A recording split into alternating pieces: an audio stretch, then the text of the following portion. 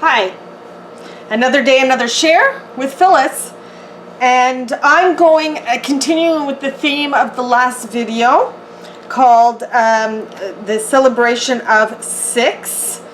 And it's a table topper that's shaped as a hexagon, and we use the spot on ruler. So I thought I would show you how these units come together after you've cut all your little pieces, like this piece and these pieces. Once you get all these together, we need to put them into units that we can work with, like this one, and then these units here, and everything.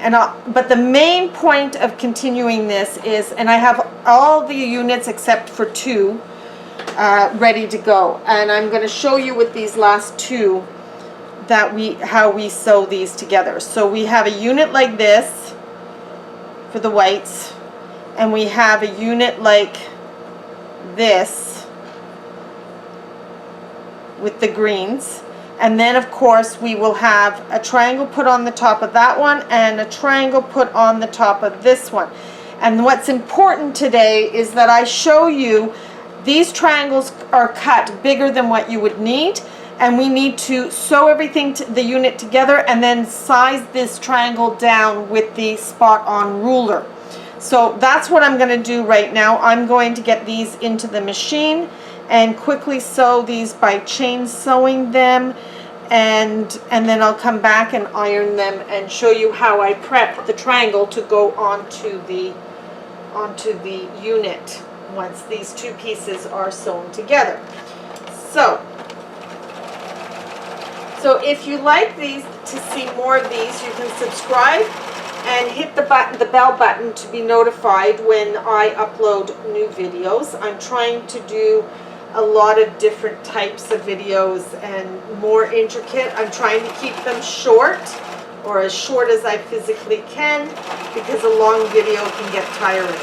So now these are sewn together. I'm just gonna, and I chain sewed them. So you could chain sew all your units together, and these patterns with the spot on ruler are quite simple and easy to do, and get them done fairly fast. I think I take longer to choose the fabrics I want to use out of my stash than I do in prepping and cutting everything. All right, so here we are ready to put the point on these. Now you see that they're substantially bigger.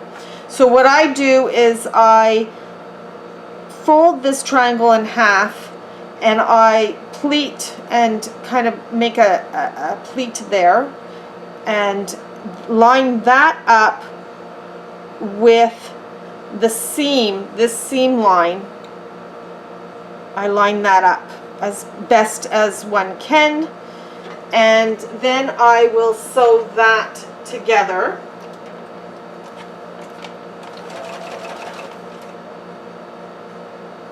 With a 1/4 inch seam allowance. Everything's with a 1/4 inch seam allowance, and I'm going to show that to you one more time. So it's big.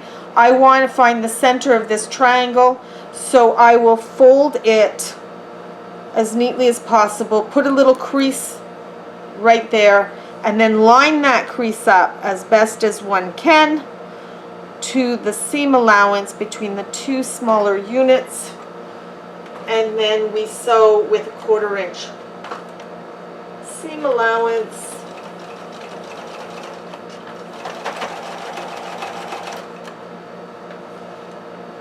And now I'm going to show you how to, I'm going to iron them, and then I'm going to show you how to trim off the excess using the spot on ruler.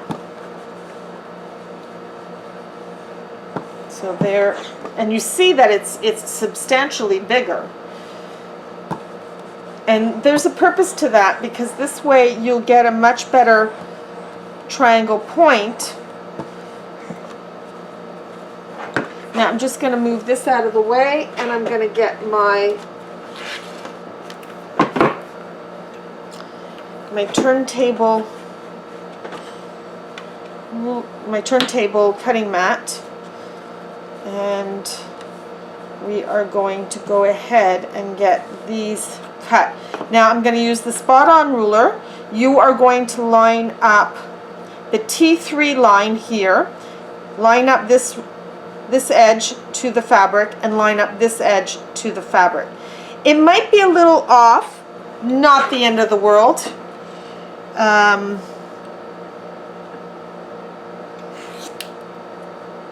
Because in the end it will all line up nicely. So there, that one's done. Now the next one, again, we would line up, and this is kind of crooked a little bit. So I'm just going to fix it with an ironing. Yeah, that's better. So we're going to line up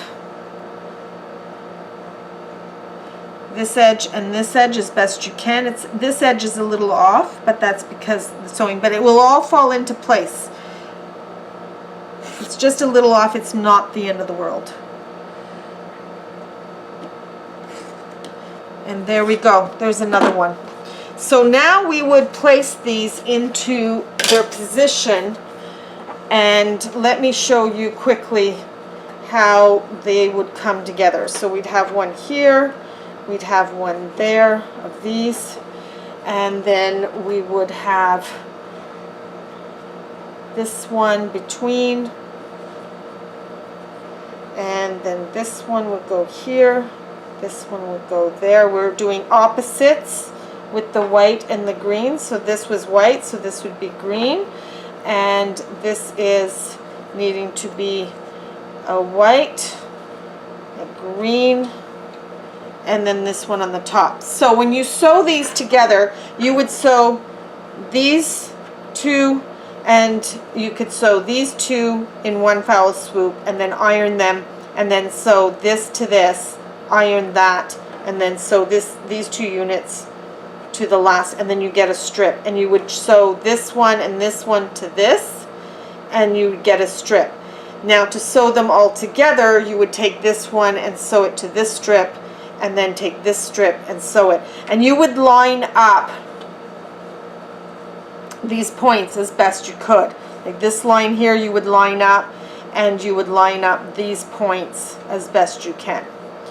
And make sure that you have a 1/4 inch seam allowance, because don't forget, this one, once this is together and you've got your borders on, like this one has borders on it, so you would sew this unit to this and so forth. And I believe there's 6 different units. So there's 1, 2, 3, 4, 5, and 6.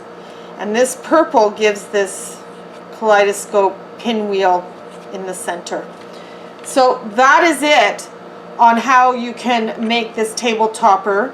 If you are interested in the pattern, you can I'll put the links down below, so you can go and buy this pattern and this spot on ruler. Now of course there's others. I have shown the other ones in a previous show and share day. So this is a physical tutorial on how to use the rulers, but I will put the links again for these patterns, this ruler, and the other patterns that are available to use with this ruler. So I hope you enjoy this, and we'll see you on the next share day. Bye!